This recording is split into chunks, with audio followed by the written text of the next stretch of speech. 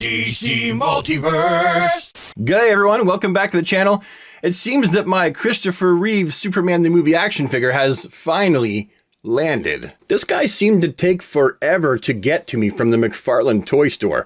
Like everyone else's order had already shipped, and mine was, I don't know, sitting on the couch smoking pot or something. Anyway, it's here, so let's have a look-see, shall we? Look at all those hands and the other head sculpt there that doesn't look very happy. And then we got the figure right here on this side. Is it just me, or does it look like Superman's giving someone the side eye? You know, like the head tilt side eye, like he's watching a homeless person take a dump in a storefront doorway. Here is the side of the box Superman, the movie, 1978. They're like, we don't want to be associated with Superman 4, Quest for Peace. That movie was trash. And here's the back, where we can see the Reeve Meister himself in full Superman costume regalia. Man, there really is something a little sloppy, but equal parts iconic about this Superman insignia. You know, it really does kind of look like it's something that his mom could have made.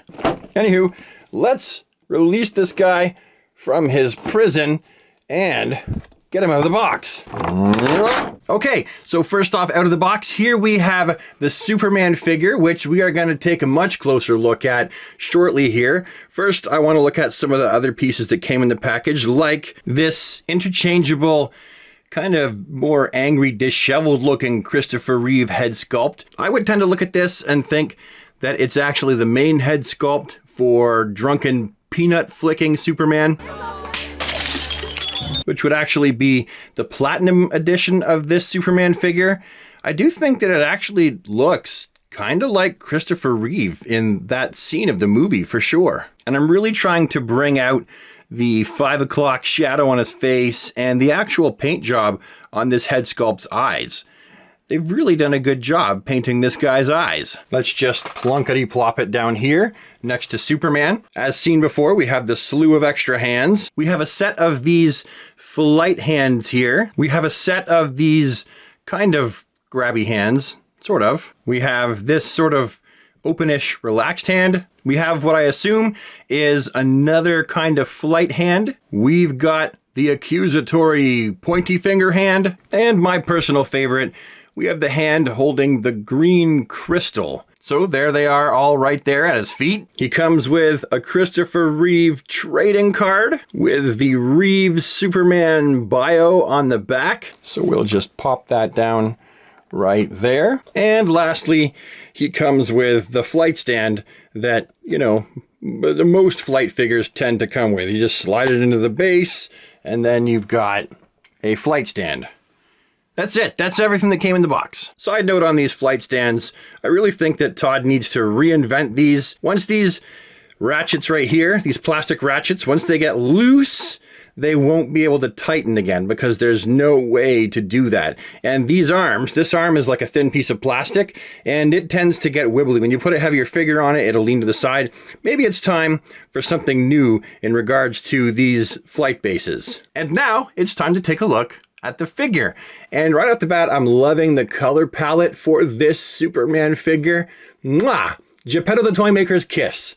Looks fantastic. When I bring in the previously reviewed Superman 78 action figure and stand them right side by side here, you can see that there are some similarities, but there are also a few differences. And you'll have to forgive me. I've actually removed all of the black paint off of this Superman 78 action figure and replaced the S and scuffed the paint on his belt here and need to repaint it. But this is the Superman 78 comic book action figure. The major differences between these figures are the head sculpts for one. One is clearly based off of how he appeared in the comic, while one is clearly based off of the real life Christopher Reeve and how he appeared in Superman the movie. The necklines are also very different for these Superman figures. So while the one based on the comic book version of Superman 78 has a much wider neckline that the cape tucks into, something that is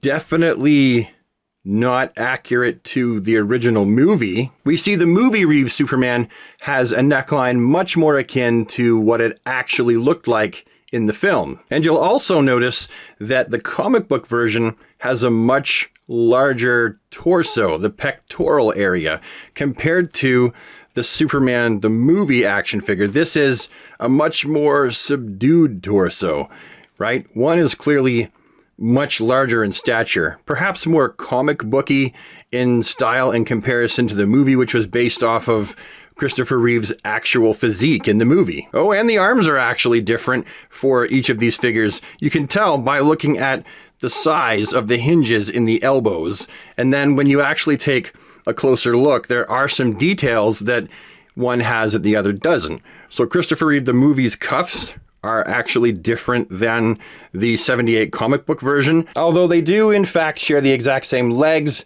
knees, and boots by the looks of it. Doesn't appear that there's any difference there. As for the differences in the head sculpts, I actually really appreciate the Superman 78 comic book head sculpt. It does have a very Christopher Reeve look to it, only the eyes are larger and perhaps more expressive. While the movie version of Supes looks a little bit more like Christopher Reeve actually looked. And those eyes, you really notice the intensity of the blue eyes that this Superman figure has. And this Superman's S looks pretty much exactly like it did or does on Christopher Reeve's screen-used supersuits. And then as for the cape, we see that really classic Superman emblem reproduced again right here on the back. And I think that looks pretty good. That looks pretty much like the movie. It's a little different than the one on his chest. Perhaps the triangle on the top there is a tad too big, but overall, I would give this a pretty good score for accuracy. And as for the amount of cape that this Superman has, you're pretty much looking at it. That is the amount of cape that he gets. It has to tuck right in here into the neckline, and they've done a pretty great job attaching it to this figure. That's actually really good, and it can hang down over his shoulders here just a little bit like that. Not that we see him do that in the movie really. And it's nice that the cape itself is wired so you can get him into like some flight poses with the cape and have him on your stand looking all cool and stuff. But if we're gonna get him into flight poses, we need to know what his articulation is like. So before we move on to a few other comparisons here, let's check Soupy's articulation. So we have the head, which is on a rounded peg, and he can look downy down about that much, and he can look up. Oh, I pulled his head off! Okay, we've put it back on there. That was weird and unfortunate. So yeah, the head sculpt can look up about that, which should be fairly reasonable for getting him into flight poses. And of course, he can liberty blobberty side to side like that. We have the rounded sockets that fit inside of Superman's body, and they conceal the rounded hinge that he has. And there he is. There's his T-pose all the way up, all the way around. There's going to be 360 degrees swivel on these biceps, of course, plus the elbows that mash up nicely. There's also a shaped rounded hinge in the wrist with a peg so the fist can move around and around and around. The torso is going to be on that rounded ball joint as well, and it's pretty flexible. And the same thing with the waist. The waist is going to be on that rounded hinge also. Combining the waist and the neck and the torso will give you about that for a flight pose. My only complaint, as usual, is that I wish there was more of an ab crunch, which there just isn't. That's something that McFarlane Toys really needs to improve upon. And then we have the crotch area, you know, how the legs attach to the body. Typical way that McFarlane would handle this with the little ratchety groin there. At this point, what I'm interested in is what kind of thigh cut motion we're going to get with this. Not much at all. That is really one of the points that McFarlane Toys really needs to improve on. However, they do splat right out. And what do we get forward with these legs? Well, that's quite a bit forward. That's about what we get back. The butt gets in the way. He does have the double jointed knees that, ooh, those were nice and tight. And those are like really well done. Those crunch right up. And then of course we have the shaped ankle, and it has the ankle pivot there. That rounded hinge really moves a lot up and down. And then finally, Supes has toe articulation, and oh goodness, that's really tight. Can't really get it to go much further up, so that's it. That's what he gets. Overall, not a terribly articulated figure, and when we use those articulation points, let's just see what kind of a flight pose we can get old Soupy into when we utilize all of those articulation pieces. Yeah, that's not bad. That's flighty enough for me. Okay, and now I figure I'll do just a few more comparisons before I get to my final thoughts and end the video.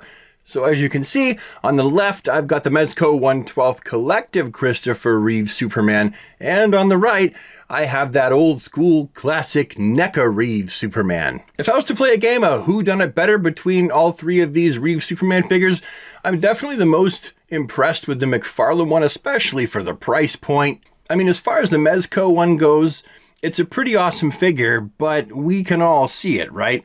The head sculpt is a little bit too big for the body, which is one of Mezco's signature moves. And while the NECA one has actually a more accurate trunks and belt area, and the boots are pretty realistic looking with this one, and on top of that, you have the overall fabric of the suit, the texture of that fabric being sculpted into the figure. I never really liked how they tackled the S. That just seems kind of weird and misshapen and kind of messy. And the head sculpt just looks a little bit off in comparison. And no, this isn't the bootleg. This is the actual NECA version. Add to that the fact that this just being a NECA figure means it has a greater chance of just breaking when you try to handle it. I really think that for the price point, the McFarlane one stands out head and shoulders above the rest, and really, in my opinion, you're getting the best skin tone, and you're getting the best facial sculpt, and just all around the best figure for your value. And then finally, for comparison, we have that big, bulky, classic Superman body buck that's been used about a zillion times. I still like it. And on the other side, we have basically a reuse of the Action Comics 1000 body. The chest piece is different, but it's pretty much the same scale. Oh, and I changed the head, but you get the idea. That is the scale for that Superman. And the Reeve Superman, I gotta say, in the middle is holding its own as far as size and scale goes. So now what do I think about this here 7-inch scale McFarlane Toys DC Multiverse Christopher Reeve Superman action figure? Is it good or is it garbage? Well, I gotta say, this is probably not only one of my favorite McFarlane Toys DC Multiverse action figures, not only one of my favorite McFarlane Superman figures, but probably one of my favorite Superman figures of all time. It's entirely durable, accessible, bright, colorful. It looks very much like Christopher Reeve in general, and you got that cloth goods wired cape tucked right into the shirt there. I think that this is fantastic. I am actually quite impressed. Anyway, thank you so much for tuning in and watching this video today. It means a lot to me, and I will see you all with the next one. Have yourself a DC day, and take care.